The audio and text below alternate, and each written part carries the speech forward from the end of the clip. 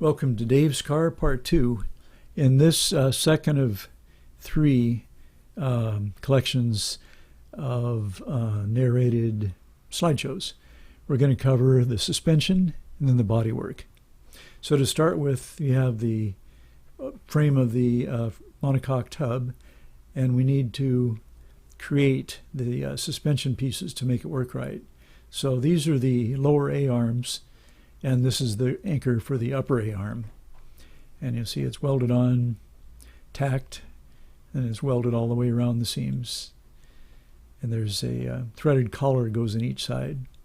So there we have the bottom A-arm. Now we have a hoop that's got a pin. It says exactly right here should be the center of the top A-arm bearing. And these bearings are the ones that fit Corvette uprights, so they're heavy duty. So this is the top A-arm is completed. And this is what the upright looks like. And you see the size of the brake caliper and the brakes that are involved. So they're very strong. Again, the lower A-arm, and I've added a piece for the bottom of the spring coil unit, the Carrera coilover suspension units, I think. Okay, and this is a top box that goes across that's going to pick up the Carrera spring units. It's both spring and shock absorber together. And these are the lower A-arms modified. You can see the this cup on the end is which goes over the lower ball joint, so it pushes down on the lower ball joint. Okay, the coilover spring unit is in place without the spring. And you can kind of see how they all work together. And that shows the 5-inch up bump steer, and that's what it looks like from inside. So it's got a good suspension range. Now this design ended up with too much bump steer, I found out later on, so I had to redesign it. But for now, these are for making some brackets, and this is the threaded unit that goes on the Carrera units for the spring bottom location, so you can raise or lower the car by adjusting a collar up or down. So you can adjust the height of the car, just have to do it manually. Okay, so this is making a fixture up to position the steering arm. I have to design my own steering arm based on the drawings, and I weld that to the upright, and then the bearing from the rack and pinion steering goes in that. So this is one of the supports for the brake unit.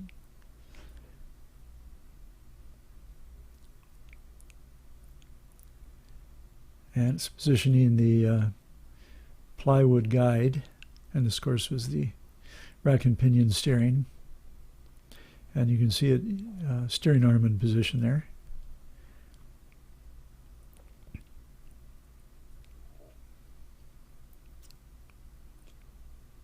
So I'd take a picture about once every 5 hours of work. So some things take longer, some seem to go quicker. And that's the suspension movement up. And there's with the spring unit installed. And you can see how it goes to the cross box. It takes the spring loads and out. Now this spring's been taken off again, so I'm free to move the suspension parts around. And a good view of the brakes there. And there's the steering arm completed and welded.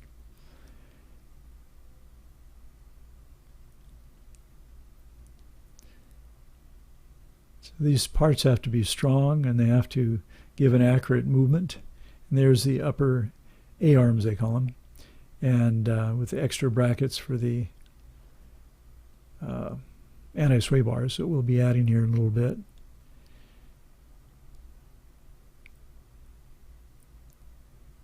I think the anti-sway bar you can see going across the front there. Now it's bent and goes around the corner. And again, if there's a threaded collar, you need to mount in the lathe, drill it, tap it. So again, this is the positioning to start welding the upper A-arms. And you notice I'm changing now the inner pivot to above this top bar. And this is the new position that showed we needed to change it to this upper position. So I have to make new A-arms. And this is adding the weld box behind to triangulate it and make it stronger. So the original support box is not needed anymore. And these are the A-arms from underneath. See what they look like? And now the A-arm goes more or less horizontally. So you can see it. This is in a bounce-up position, but it's still much more horizontal than before. The upper A-arm is shorter, and the bottom's longer, which causes the wheels to, as it goes up, to tip in, which compensates for the roll of the body. And this was this is where the ball joint needs to go based on design. And then I can use so this is a 3 3/4 inch up. This is the 3-inch up bump. And there's the lower arm again. And now this is with the brace. And there's the shock unit, spring unit in position.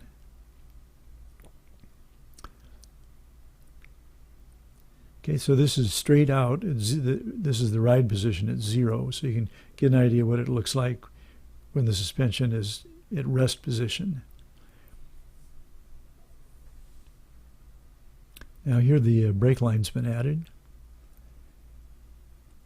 And there's the brake and the wheel on the floor that hasn't got a center welded into it yet. Now notice how everything fits tightly inside the wheel. There's a lot of clearance once the wheel's in place. And there's the anti-sway bar. Now this is a string stretched along the side of the car, and I've got a big aluminum plate bolted on where the wheel goes and a dial indicator at both ends. So the idea is you raise and lower up the suspension and see if there's a differential in the dial indicators telling you it's coming in or going out, even though the steering wheel is fixed. And you want 0 bump steer. So everything has to be just right for that to occur. And I actually got some tips from going to a Formula One race in Long Beach, California, on how I can modify my the position of the steering arm to adjust that. Now I'm going to begin on the rear suspension. So these are the Corvette suspension uprights, and I've cut off the long part that went forward. I boxed it in. Now I'm adding metal ears, and you see the threaded collars go inside. And then it's all welded together, so it's a very strong box. And these emulate the Porsche magnesium castings that they use for their rear suspensions. And of course, wanted Corvette because they had more than adequate brakes and a parking brake. So that's what it looks like. And so it's turned 90 degrees compared to what it was in Corvette. And I've just left those ears on because they come in handy sometimes. So there's some different views of the rear suspension bracket, we'll call it. So again, those are all heliarc welded. And this is these are the control rods and the tubes. And so there's a collar welded in each of these, and then it's right-hand threads on one side, left-hand threads on the other, and there's a locking collar. So need to adjust something, just loosen the locking collar, just turn it in and out by hand until it's got the right toe in, or camber is positive or negative, whatever you want. Then you lock down the lock nut and probably put a paint mark across so you can see if it moves. Okay, and here I painted the rear frame black. There's a primer, of course. And this is how big the front wheels are. And I can't remember right now, but I think the rear wheels were 10 inches wide. They're widened Corvette wheels, and then they're radialized, so they run very true. So this is, you see there's custom-made axles that go from the transaxle out to each rear wheel, and they're different lengths because the transaxle's shifted off center to work the differential. And there's splines, so as the suspension moves up and down, the spline slides in and out so that it doesn't bind up. Okay, the rear's starting to look pretty good there. There's the unit. It looks like it's painted and ready to go back on the car. And there's the parking brake attachment. And those are the half shafts that the heavy-duty ball, U-joints and so on. That's checking the in-play on the upright unit to be sure there's not too much in-play.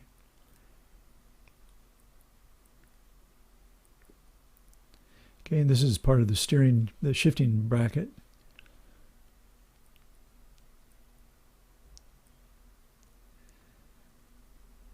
And there's the anti-sway bar. You see it's attached in the back there. These are the brake calipers for Corvette. There's 4 pistons in each one. So I had to rebuild those, and of course new brake pads. And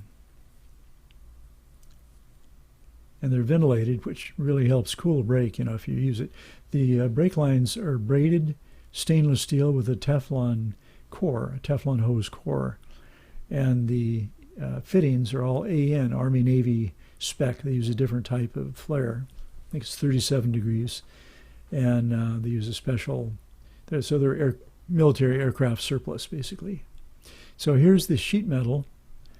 It's basically 12 feet long aircraft sheet metal from Alcoa, as I recall. So you lay out all the pieces, which you've drawn out first, of course, and then you have to get it to your sheet metal shop where they can shear it off for you. And the sheet metal shop owner let me do it myself, which was nice. Okay, now you're going to see the general ideas. Basically, you cut the pieces out to the right size, a little bit oversized all around the outside if you're going to make a lip on it. And there's some pieces first set up with a flat on top and then the curved piece on the side. And once you get the fit right, then you can just go ahead and rivet it together.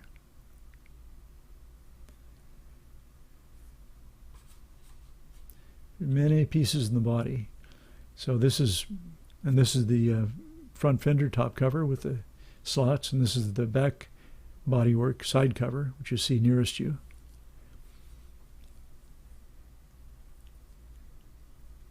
And these are the plywood hammering fixtures. One goes on each side, and you bend the metal lip on the side, which we'll see in a bit. And the little things that stand up are cleco fasteners, and you drill a hole and you put a cleco fastener in, then you can go drill the next hole. And then when you take all the cleco fasteners out and clean all the holes so there's no burr, then you can rivet them together. And these are the hoops that control the shape of the back. And this is my Levi, my father-in-law, who's graciously helped me quite a bit. Here's Levi cleaning some parts, preparing the aluminum for painting. And there's the plywood pieces together, and for banging over the lip. They're just a hammer and a hardwood block, like Apple's recommended apple wood. Okay, Karen's checking out the. So there Levi is again shaping those pieces. The strings represent the curvature of the back that's going to be needed. And so I just used the string, and then I fitted the hoops that go inside, probably a cardboard template, and then I made the hammering plywood sections, and then I bent the aluminum, and now they're put in place.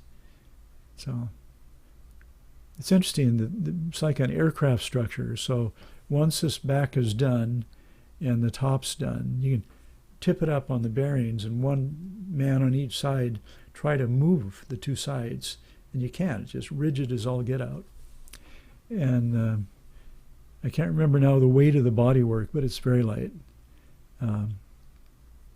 It's something like 150 pounds for both the front and the bodywork together, something like that. So there's the bodywork ready to fit the top cover. And there we go. So there's a paper on the top to get the general shape. Now it's trimmed. Then I can use that to cut out the piece of aluminum. And then It's rough bent and put in place with the Cleco fasteners. And then there's still some little waves in it. This is the last piece that needs to go in because it's only 4 foot wide sheet, so it didn't quite go all the way. Now they're all attached. Now this is the front fender. You see the Cleco fasteners and the side fender units that are very much Porsche 91730K in shape. Of course, there was fiberglass in the Porsche case. And this is from the inside of the front fenders. And these are little reinforcing supports. And some bracket supports. And there's a little A-frame that goes across between the two front pieces. Here you can see the bearing that where the front bodywork pivots on this little front subframe. Now I just have to fill in the part in between.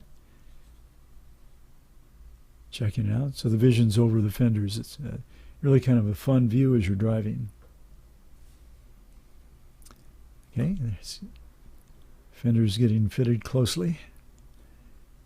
And then this is the little front boxes, and this is what's inside it. And then those get attached.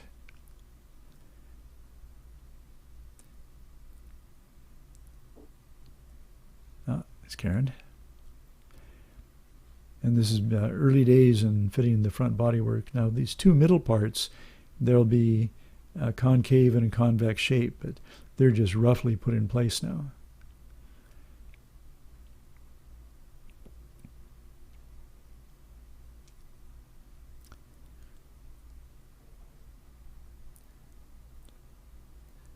Okay, now this bottom front piece is on.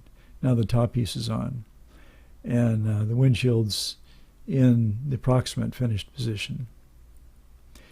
And the fact that it's, as soon as I rivet that top panel on, that means the electrical is all done, because you aren't going to be taking it open too often.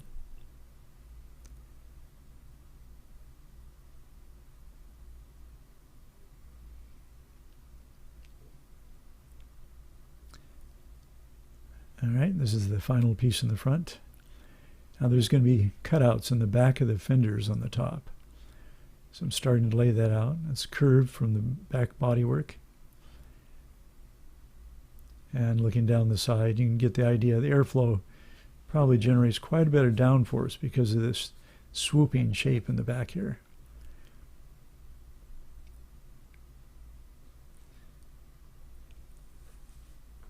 And you can see the boxes for the headlights. This is the front body work from underneath, detached from the front of the tub. It's back on.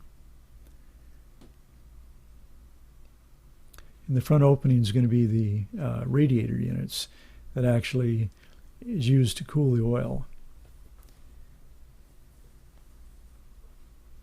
Now these had to be, the slots had to be cut in the top of the fenders because the metal was too brittle to make a louver. So I made an inside deflector piece that kept any moisture or dirt or anything from coming straight out the fender.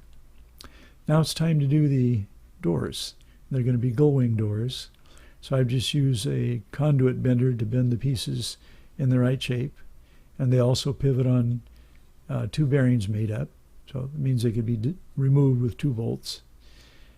And this is making up the top joint units. And there's the side units all done. So it's basically fitting it in place, you know, getting it ready, and then welding the joints together with Helieric. And these are the square tubing that supports the sides of the doors.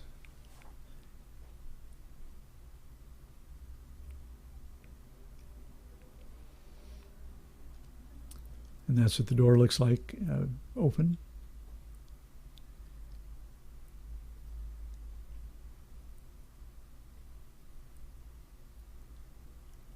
There you go.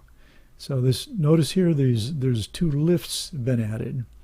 And the lifts that are added on will hold the door closed when it's closed.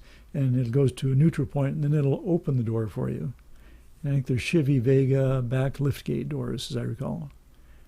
So now we're starting to fit the aluminum panels that go on the sides across the top. And this is a periscope mirror, which is a surplus fighter plane, convex shape. And I'm making a steel cover. And there's the doors being opened with the lift units.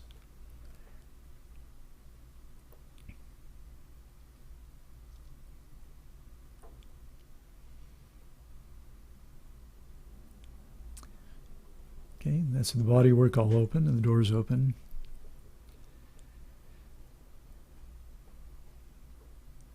And this is side marker light, so it has street legal side marker lights. And turn signals and four-way flashers and all the thing you'd want in a streetcar. And of course the parking brake.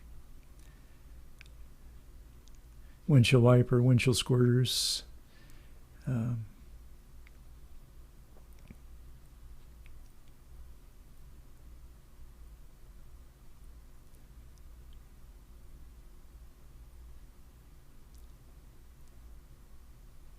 Tape on the windshield kind of reminds me, hey, there's safety glass windshield here, look out.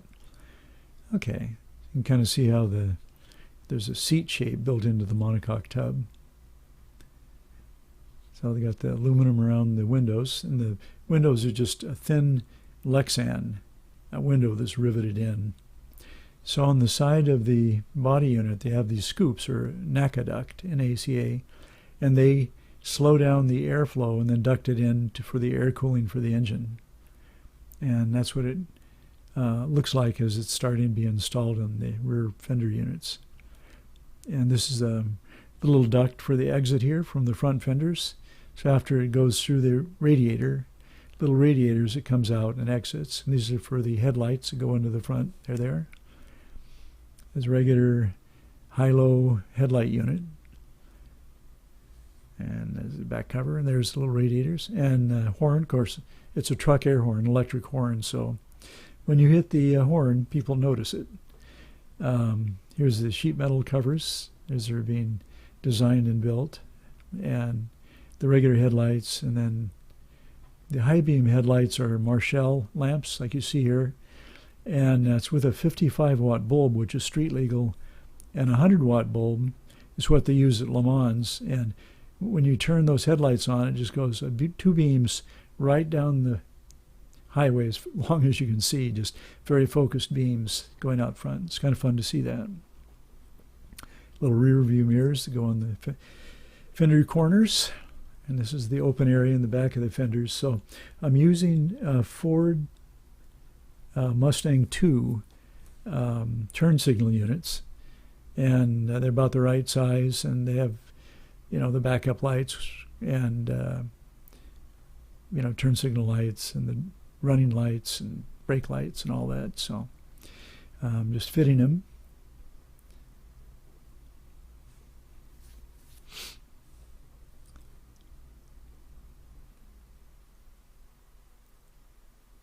Yeah, back to the air horn. Now I'm doing a little sheet metal work in the front where the air ducts in. Now these are the Lexan side windows that are being riveted in. And this is it's called a NACA duct that's going to go underneath the car to cool the